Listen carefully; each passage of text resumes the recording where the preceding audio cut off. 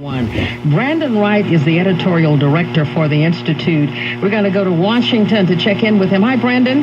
Hey, how are you? Good. Brandon, tell our listeners what the Fordham Institute is and what it does. We're an education policy sort of think tank, primarily based in D.C., from where we talk about national policies, sort of essentially all issues K through 12. And then we also have a local presence in Ohio, where we do things like influence state policy and authorize some charter schools and a few other things. In Michigan, the state has issued a plan to fix its lowest performing schools. You say that's an ineffective plan. Why? Primarily because it's not really a plan at all. It's a short paragraph or two that has some pretty words in there, but it's really just vague. It essentially says that when a school is especially failing and other interventions haven't helped, that the state will do a comprehensive needs assessment, identify 3 or 5 benchmarks, and then see which ones have been met at the end of a 3-year period. That really doesn't say anything at all. And the problem is that there are actually a number of other states.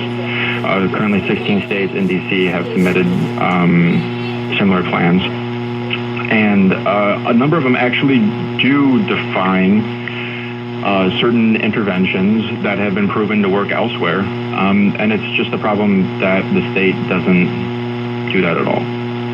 You know, I have to tell you that you're singing to the choir on this one. I have been saying that these people are seriously not serious about educating these children and getting them on the right track educationally. And I'm not an education expert, but that's been clear to me for quite some time now.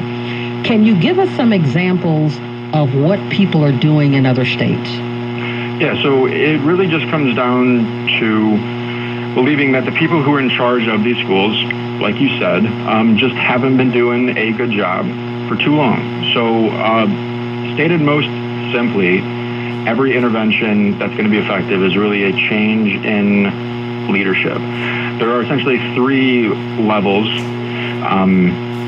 for which you could do that. One is at the school level, and one of the most common ways to do that is through a charter school, either converting a school to a charter school or opening a new one. Obviously, that's politically sensitive in a number of places, that state included. I actually grew up in Wayne County also, so I'm aware of the struggle there between public schools and charter schools. But that's not the only option. Another one is called a receivership, which is essentially just saying that these schools haven't been effective. Let's essentially treat it almost like a bankruptcy.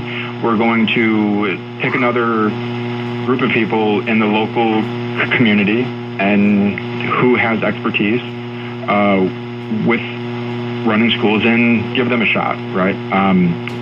Allow them to really change things up. And that's been successful in, for example, a community in Massachusetts called Lawrence. And then the third way is really actually something that Michigan's done, albeit ineffectively, with the Education Achievement Authority. It's where the state essentially creates a state-run school district and sort of picks and chooses low-performing schools from around the state, and then they run it from the state level.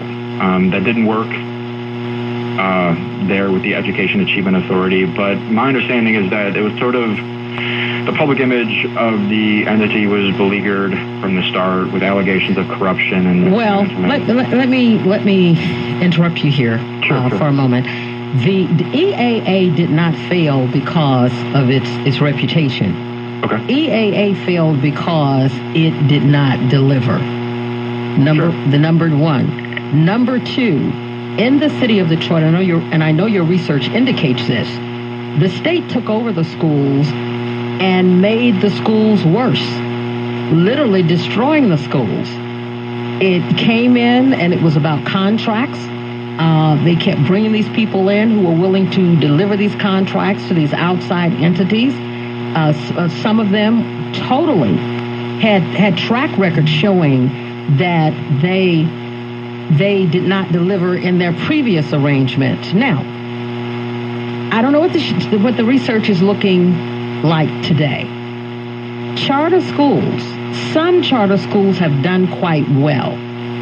And those that have done well have been the ones with local, almost, I want to say ownership, but I won't call it ownership, where people's reputations were tied to those schools.